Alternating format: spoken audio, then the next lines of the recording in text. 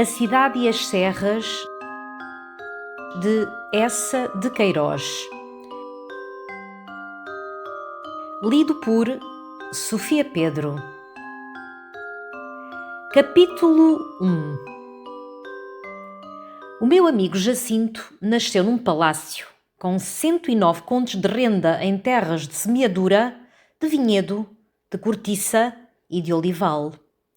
No Alentejo, pela Extremadura, através das duas beiras, densas sebes ondulando por colina e vale, muros altos de boa pedra, ribeiras, estradas, delimitava os campos desta velha família agrícola que já entulhava o grão e plantava cepa em tempos de El-Rei Dom Dinis.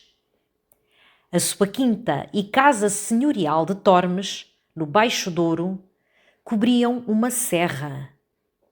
Entre o Tua e o Tinhela, por 5 fartas léguas, todo o torrão lhe pagava foro.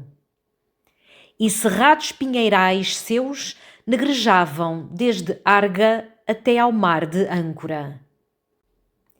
Mas o palácio onde Jacinto nascera e onde sempre habitara era em Paris, nos Campos Elíseos, número 202. Seu avô, aquele gordíssimo e riquíssimo Jacinto, a quem chamavam em Lisboa o Dom Galeão, descendo uma tarde pela travessa da Trabuqueta, rente de um muro de quintal que uma parreira toldava, escorregou numa casca de laranja e desabou no lajedo. Da portinha da horta saía nesse momento um homem moreno, escanhoado, de grosso casaco de baetão verde e botas altas de picador, que, galhofando e com uma força fácil, levantou o enorme Jacinto. Até lhe apanhou a bengala de castão de ouro que rolara para o lixo. Depois, demorando nele os olhos pestanudos e pretos: "Ó Jacinto Galeão, que andas tu aqui a estas horas a rebolar pelas pedras?" E Jacinto, aturdido e deslumbrado, reconheceu o senhor infante Dom Miguel.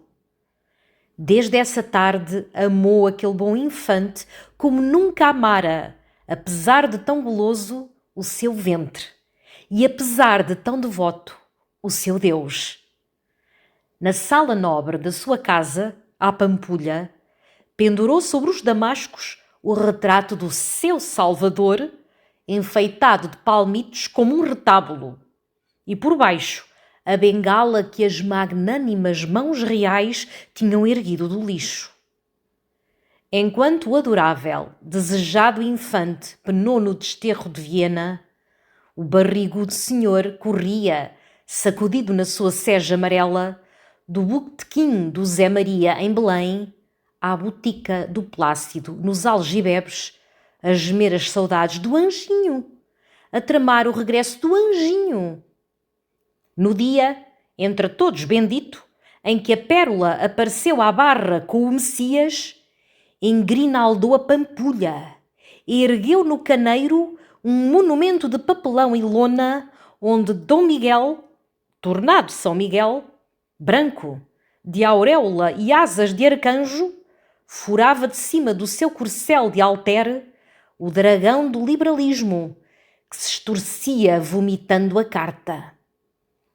Durante a guerra com o outro, com o pedreiro livre, mandava recoveiros a Santo Tirso, a São Gens, levar ao rei fiambres, caixas de doce, garrafas do seu vinho de tarrafal e bolsas de retrós atuchadas de peças que ele ensaboava para lhes avivar o ouro. E quando soube que o senhor Dom Miguel, com 2 velhos baús amarrados sobre um macho, tomara o caminho de Sines e do final de Esterro, Jacinto Galeão correu pela casa, fechou todas as janelas como num luto, berrando furiosamente: "Também cá não fico! Também cá não fico!" Não queria ficar na terra perversa de onde partia, esbulhado e escorraçado, aquele rei de Portugal que levantava na rua aos jacintos. Embarcou para a França com a mulher, a dona Angelina Fafes, da tão falada Casa dos Fafes da Avelã, com o filho, o Cintinho, menino amarelinho, coberto de caroços e leicenços, com a aia e com o moleque.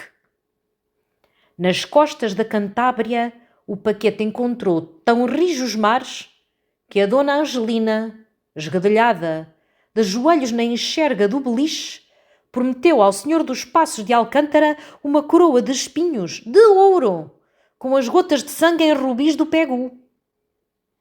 Em Baiona, onde arribaram, Cintinho teve icterícia. Na estrada de Orleães, numa noite agreste, o eixo da berlinda em que jornadeavam partiu. E o nédio senhor, a delicada senhora da casa da Avelã, um menino, marcharam 3 horas na chuva e na lama do exílio até uma aldeia, onde, depois de baterem como mendigos a portas mudas, dormiram nos bancos de uma taberna. No Hotel dos Santos Padres, em Paris, sofreram os terrores de um fogo que rebentara na cavalariça sob o quarto de Dom Galeão, e o digno fidalgo, rebolando pelas escadas em camisa até ao pátio, enterrou o pé nu numa lasca de vidro. Então ergueu amargamente ao céu o punho cabeludo e rugiu: é demais! Logo nessa semana, sem escolher, Jacinto Galeão comprou a um príncipe polaco que depois da tomada de Varsóvia se metera frade cartucho, aquele palacete dos Campos Elíseos, número 202.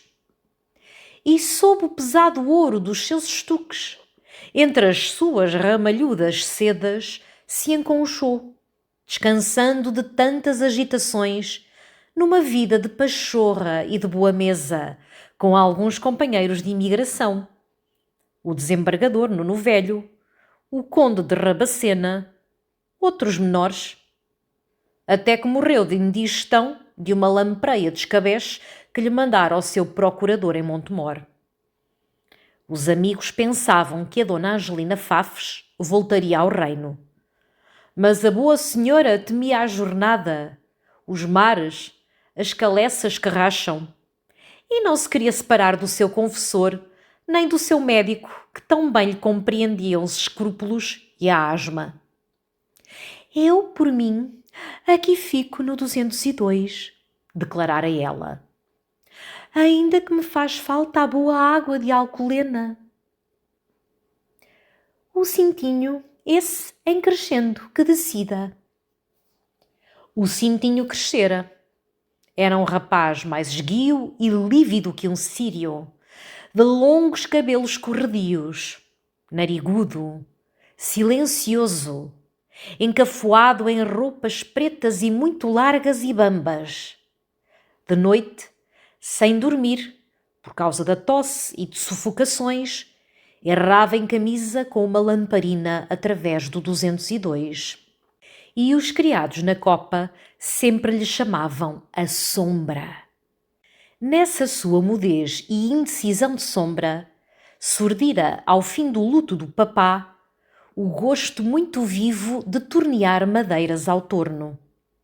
Depois, mais tarde, com a melada flor dos seus 20 anos, brotou nele outro sentimento, de desejo e de pasmo pela filha do desembargador velho, uma menina redondinha como uma rola, educada num convento de Paris, e tão habilidosa que esmaltava, dourava, consertava relógios e fabricava chapéus de feltro. No outono de 1851, quando já se desfolhavam os castanheiros dos Campos Elíseos, o Cintinho cuspilhou sangue.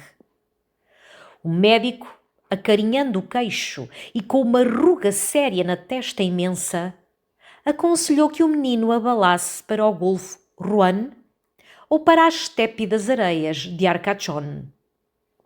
Cintinho, porém, no seu aferro de sombra, Não se quis arredar da Teresinha Velho, de quem se tornara, através de Paris, a muda Tardonha Sombra.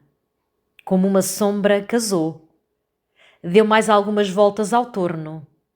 Cuspiu um resto de sangue e passou como uma sombra. 3 meses e 3 dias depois do seu enterro, o meu Jacinto nasceu. Desde o berço, onde a avó espalhava funcho e âmbar para afugentar a sorte ruim, Jacinto medrou com a segurança, a rijeza, a seiva rica de um pinheiro das dunas. Não teve sarampo e não teve lombrigas. As letras, a tabuada, o latim, entraram por ele tão facilmente como o sol por uma vidraça. Entre os camaradas, nos pátios dos colégios, erguendo a sua espada de lata e lançando um brado de comando, foi logo o vencedor. O rei que se adula e a quem se cede a fruta das merendas. Na idade em que se lê Balzac e Musset, nunca atravessou os tormentos da sensibilidade. Nem crepúsculos quentes o retiveram na solidão de uma janela, padecendo de um desejo sem forma e sem nome. Todos os seus amigos, éramos 3, contando o seu velho escudeiro preto, o Grilo, lhe conservaram sempre amizades puras e certas, sem que jamais a participação do seu luxo as avivasse ou fossem desanimadas pelas evidências do seu egoísmo. Sem coração bastante forte para conceber um amor forte e contente com esta incapacidade que o libertava, do amor só experimentou o mel. Esse mel que o amor reserva aos que o recolhem, à maneira das abelhas, com ligeireza, mobilidade e cantando. Rijo, rico, indiferente ao Estado e ao governo dos homens, nunca lhe conhecemos outra ambição além de compreender bem as ideias gerais. E a sua inteligência, nos anos alegres de escolas e controvérsias, circulava dentro das filosofias mais densas como enguia lustrosa na água limpa de um tanque. O seu valor, genuíno, de fino quilate, nunca foi desconhecido nem desapreciado. E toda a opinião, ou mera facécia que lançasse, logo encontrava uma aragem de simpatia e concordância que a erguia, a mantinha embalada e rebrilhando nas alturas. Era servido pelas coisas com docilidade e carinho. E não recordo que jamais lhe estalasse um botão da camisa ou que um papel maliciosamente se escondesse dos seus olhos ou que perante a sua vivacidade e pressa uma gaveta pérfida emperrasse. Quando um dia, rindo com descrido riso da fortuna e da sua roda, comprou a um sacristão espanhol um 10º de lotaria, logo a fortuna, ligeira e ridente sobre a sua roda, correu num fulgor para lhe trazer 400.000 pesetas. E no céu, as nuvens, pejadas e lentas, se avistavam Jacinto sem guarda-chuva, retinham com reverência as suas águas até que ele passasse. Ali, o âmbar e o funcho da Dona Angelina tinham escorraçado do seu destino, bem triunfalmente e para sempre, a sorte ruim. A amorável avó, que eu conhecia obesa, com barba, costumava citar um soneto natalício do desembargador Nunes Velho, contendo um verso de boa lição. Sabei, senhora, que esta vida é um rio, pois um rio de verão, manso, translúcido, harmoniosamente estendido sobre uma areia macia e alva, por entre arvoredos fragrantes e ditosas aldeias, não ofereceria àquele que o descesse num barco de cedro, bem toldado e bem almofadado, com frutas e champanhe a refrescar em gelo, um anjo governando ao leme, outros anjos puxando à sirga, mais segurança e doçura do que a vida oferecia ao meu amigo Jacinto. Por isso, nós lhe chamávamos o Príncipe da Grã-Ventura. Jacinto e eu, José Fernandes, ambos nos encontramos e acamaradámos em Paris, nas escolas do bairro Latino, para onde me mandara meu bom tio Afonso Fernandes Lorena de Noronha e Sande, quando aqueles malvados me arriscaram da universidade por eu ter esborrachado numa tarde de procissão na Sofia a cara sórdida do doutor Paes Pita. Ora, nesse tempo, Jacinto concebera uma ideia. Este príncipe concebera a ideia de que o homem só é superiormente feliz quando é superiormente civilizado. E por homem civilizado, o meu camarada entendia aquele que, robustecendo a sua força pensante com todas as noções adquiridas desde Aristóteles e multiplicando a potência corporal dos seus órgãos com todos os mecanismos inventados deste Terâmenes, criador da roda, se torna um magnífico Adão, quase omnipotente, quase omnisciente e apto, portanto, a recolher dentro de uma sociedade e nos limites do progresso, tal como ele se comportava em 1875, todos os gozos e todos os proveitos que resultam de saber e de poder.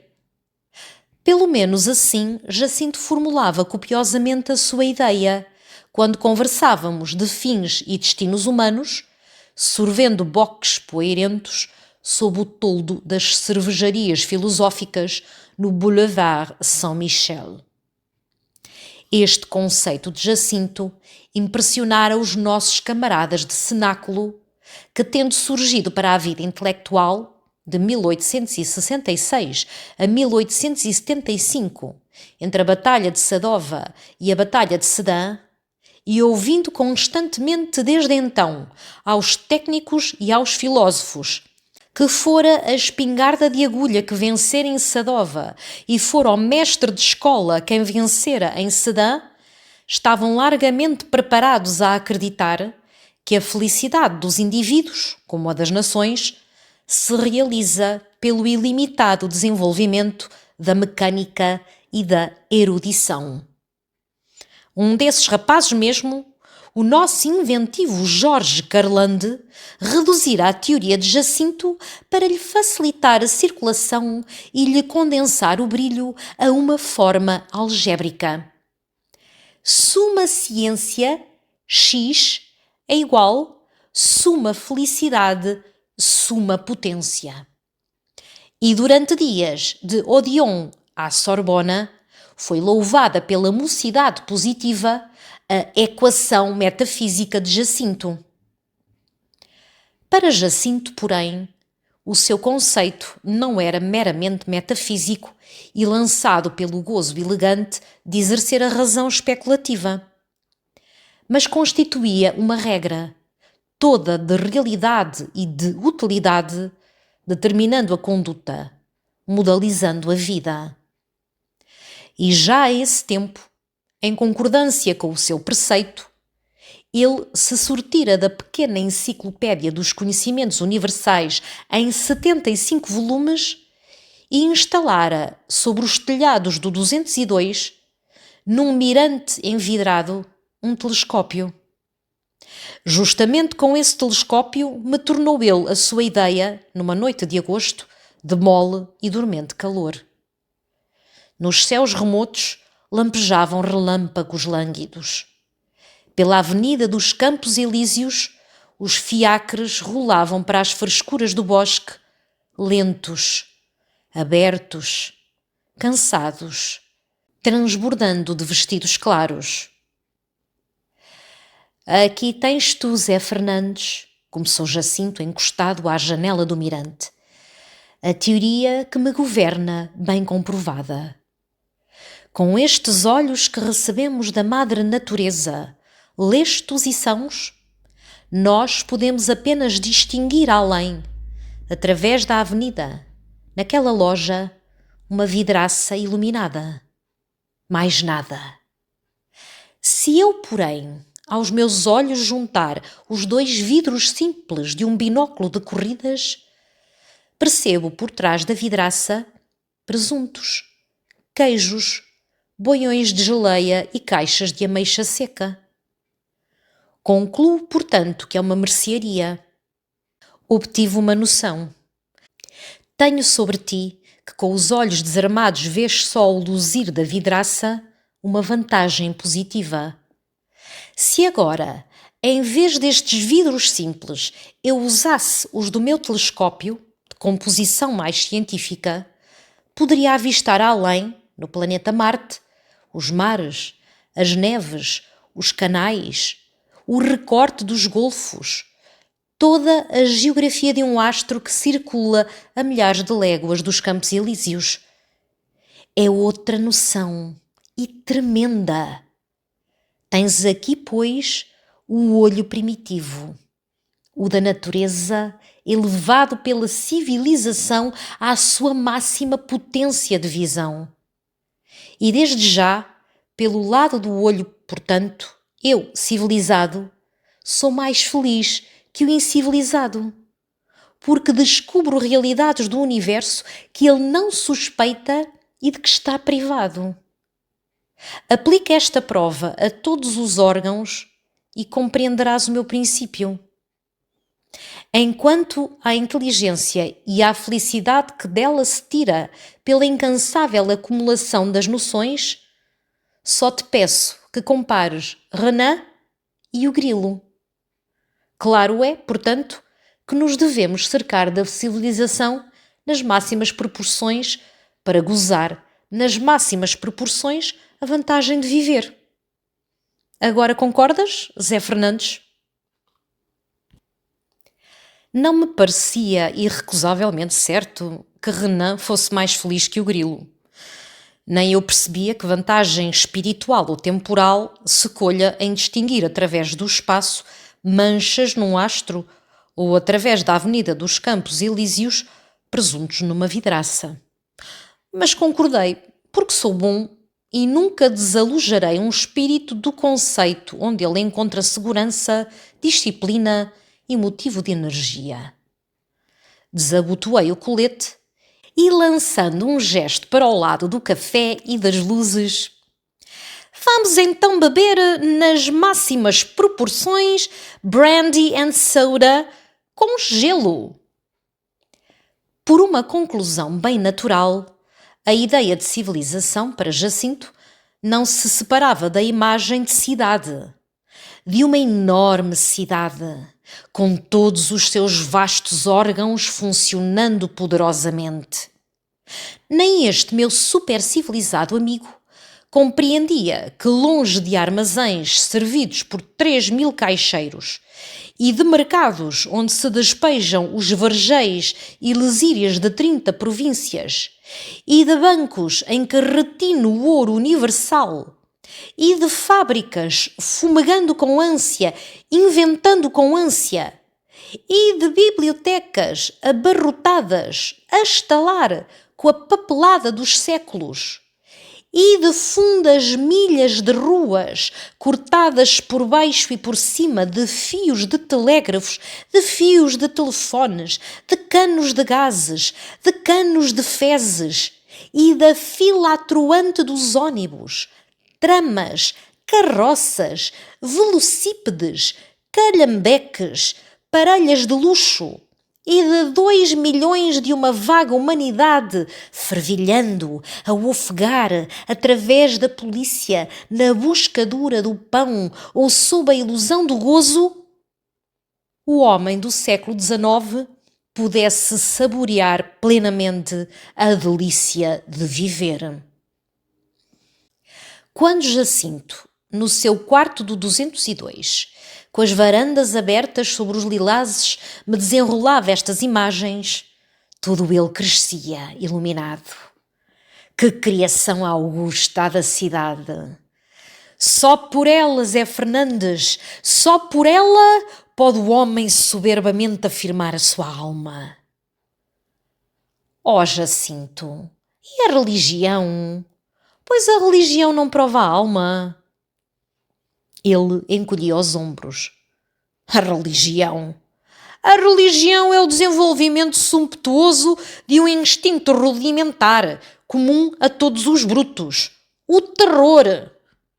Um cão lambendo a mão do dono de quem lhe vem o osso ou o chicote já constitui toscamente um devoto, o consciente devoto prostrado em rezas perante o Deus que distribui o céu ou o inferno. Mas o telefone, o fonógrafo. Aí tens tu, o fonógrafo. Só o fonógrafo, Zé Fernandes, me faz verdadeiramente sentir a minha superioridade de ser pensante e me separa do bicho. Acredita, não há senão a cidade, Zé Fernandes. Não há senão a cidade. E depois, acrescentava, só a cidade lhe dava a sensação, tão necessária à vida como o calor, da solidariedade humana. E no 202, quando considerava em redor, nas densas massas do casario de Paris, 2 milhões de seres arquejando na obra da civilização, para manter na natureza o domínio dos jacintos, sentia um sossego, um só, comparáveis ao do peregrino que, ao atravessar o deserto, se ergue no seu dromedário e avista a longa fila da caravana marchando, cheia de lumes e de armas. Eu murmurava, impressionado. Caramba! Ao contrário, no campo, entre a inconsciência e a impassibilidade da natureza, ele tremia com o terror da sua fragilidade e da sua solidão. Estava aí como perdido num mundo que lhe não fosse fraternal. Nenhum silvado encolheria os espinhos para que ele passasse. Se gemesse com fome, nenhuma árvore, por mais carregada, lhe estenderia o seu fruto na ponta compassiva de um ramo. Depois, em meio da natureza, ele assistia à súbita e humilhante inutilização de todas as suas faculdades superiores. De que servia, entre plantas e bichos, ser um gênio ou ser um santo? As searas não compreendem as geórgicas. E fora necessário o socorro ansioso de Deus e a inversão de todas as leis naturais e um violento milagre para que o lobo de Agúbio não devorasse São Francisco de Assis, que lhe sorria e lhe estendia os braços e lhe chamava meu irmão lobo. Toda a intelectualidade nos campos se esteriliza e só resta a bestialidade. Nesses reinos crassos do vegetal e do animal, duas únicas funções se mantêm vivas: a nutritiva e a procriadora. Isolada, sem ocupação, entre focinhos e raízes que não cessam de sugar e de pastar, sufocando no cálido bafo da universal fecundação, a sua pobre alma toda se engelhava, se reduzia a uma migalha de alma, uma fagulhazinha espiritual a tremeluzir, como morta, sobre um naco de matéria. E nessa matéria, dois instintos surdiam, imperiosos e pungentes, o de devorar e o de gerar. Ao cabo de uma semana rural, de todo o seu ser tão nobremente composto, só restava um estômago e por baixo um falo. E a alma, sumida sob a besta, e necessitava correr, reentrar na cidade, mergulhar nas ondas lustrais da civilização para largar nelas a crosta vegetativa e ressurgir rehumanizado, de novo espiritual e jacíntico. E estas requintadas metáforas do meu amigo exprimiam sentimentos reais, que eu testemunhei, que muito me divertiram no único passeio que fizemos ao campo, à bem amável e bem sociável floresta de Montmorency. Oh, delícias de entremês! Jacinto entre a natureza! Logo que se afastava dos pavimentos de madeira, do macadame, qualquer chão que os seus pés calcassem o enchia de desconfiança e terror. Toda a relva, por mais crestada, lhe parecia ressumar uma umidade mortal. De sob cada torrão, da sombra de cada pedra, receava o assalto de lacraus, de víboras, de formas rastejantes e viscosas. No silêncio do bosque sentia um lúgubre despovoamento do universo. Não tolerava a familiaridade dos galhos que lhe roçavam a manga ou a face. Saltar uma sebe era para ele um ato degradante que o retrogradava ao macaco inicial. Todas as flores que não tivesse já encontrado em jardins, domesticadas por longos séculos de servidão ornamental, o inquietavam como venenosas. E considerava de uma melancolia funambulesca certos modos e formas do ser inanimado, a pressa esperta e vã dos regatinhos, a careca dos rochedos, todas as contorções do arvoredo e o seu resmungar solene e tonto. Depois de uma hora naquele honesto bosque de Montmorency, o meu pobre amigo abafava, apavorado, experimentando já esse lento minguar e sumir de alma que o tornava como um bicho entre bichos. Só desanuviou quando penetramos no Lagedo e no Gás de Paris. E a nossa vitória quase se despedaçou contra um ônibus retumbante atulhado de cidadãos. Mandou descer pelos boulevards para dissipar na sua grossa sociabilidade aquela materialização em que sentia a cabeça pesada e vaga como a de um boi. E reclamou que eu o acompanhasse ao Teatro das Variedades para sacudir com os estribilhos da Femme à Papa o rumor importuno que lhe ficara dos melros cantando nos chopos altos. Este delicioso Jacinto fizera então 23 anos e era um soberbo rapaz em quem reaparecera a força dos velhos Jacintos rurais. Só pelo nariz afilado, com narinas quase transparentes, de uma mobilidade inquieta, como se andasse fariscando perfumes, pertencia às delicadezas do século XIX. O cabelo ainda se conservava aos modos das eras rudes, crespo e quase lanígero. E o bigode, como o de um celta, caía em fios sedosos que ele necessitava aparar e frisar. Todo o seu fato, as espessas gravatas de cetim escuro que uma pérola prendia, as luvas de anta branca, o verniz das botas vinham de Londres em caixotes de cedro.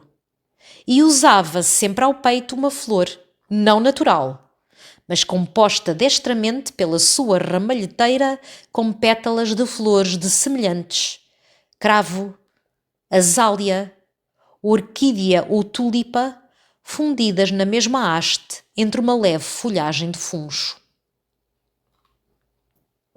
Em 1880, em fevereiro, numa cinzenta e arrepiada manhã de chuva, recebi uma carta do meu bom tio Afonso Fernandes, em que, depois de lamentações sobre os seus 70 anos, os seus males hemorroidais e a pesada gerência dos seus bens, que pedia ao homem mais novo com pernas mais rijas, me ordenava que recolhesse à nossa casa de Guiães, no Douro. Encostado ao mármore partido do fogão, onde na véspera a minha Nini deixara um espartilho embrulhado no jornal dos debates, censurei severamente meu tio, que assim cortava em botão, antes de desabrochar, a flor do meu saber jurídico. Depois, num post-scriptum, ele acrescentava: "O tempo aqui está lindo, o que se pode chamar de rosas, e tua santa tia muito recomenda que anda lá pela cozinha, porque vai hoje em 36 anos que casamos. Temos cá o abade e o quintais a jantar, e ela quis fazer uma sopa dourada." Deitando uma acha ao lume, Pensei como devia estar boa a sopa dourada da tia Vicência. Há quantos anos não aprovava nem o leitão assado, nem o arroz de forno da nossa casa. Com o tempo assim tão lindo, já as mimosas do nosso pátio vergariam sob os seus grandes cachos amarelos. Um pedaço de céu azul, do azul de Guiães, que outro não há tão lustroso e macio, entrou pelo meu quarto. Iluminou sobre a poída tristeza do tapete relvas, ribeirinhos, malmequeres e flores de trevo de que meus olhos andavam aguados. E por entre as bambinelas de sarja passou um ar fino e forte e cheiroso de serra e de pinheiral. Assobiando um fado meigo, tirei debaixo da cama a minha velha mala e meti solicitamente entre calças e piugas um tratado de direito civil para aprender, enfim, nos vagares da aldeia, estendido sob a faia, as leis que regem os homens. Depois, nessa tarde, anunciei a Jacinto que partia para Guiães. O meu camarada recuou com um surdo gemido de espanto e piedade. Para Guiães? Oh, Zé Fernandes, que horror! E toda essa semana me lembrou solicitamente confortos de que eu me deveria prover para que pudesse conservar, nos ermos silvestres, tão longe da cidade, uma pouca de alma dentro de um pouco de corpo. Leva uma poltrona, leva a enciclopédia geral, leva caixas de espáragos. Mas para o meu Jacinto, desde que assim me arrancavam da cidade, eu era arbusto desarraigado que não reviverá. A mágoa com que me acompanhou ao comboio conviria excelentemente ao meu funeral. E quando fechou sobre mim a portinhola, gravemente, supremamente, como se cerra uma grade sepultura, eu quase solucei com saudades minhas. Cheguei a Guiães. Ainda restavam flores nas mimosas do nosso pátio. Comi com delícia a sopa dourada da tia Vicência. De tamancos nos pés, assistia à ceifa dos milhos. E assim, de colheitas a lavras, crestando ao sol das eiras, caçando a perdiz nos matos geados, rachando a melancia fresca na poeira dos arraiais, arranchando a magustos, serandando à candeia, atiçando fogueiras de São João, enfeitando presépios de Natal, por ali me passaram docemente 7 anos, tão atarefados que nunca logrei abrir o Tratado de Direito Civil e tão singelos que apenas me recordo quando, em vésperas de São Nicolau, o abade caiu da égua à porta do Brás das Cortes. De Jacinto só recebi raramente algumas linhas escrevinhadas à pressa por entre o tumulto da civilização. Depois, num setembro muito quente, ao lidar da vindima, meu bom tio Afonso Fernandes morreu tão quietamente, Deus seja louvado por esta graça, como se cala um passarinho ao fim do seu bem cantado e bem voado dia. Acabei pela aldeia a roupa de luto. A minha afilhada Joaninha casou na Matança do Porco. Andaram obras no nosso telhado. Voltei a Paris.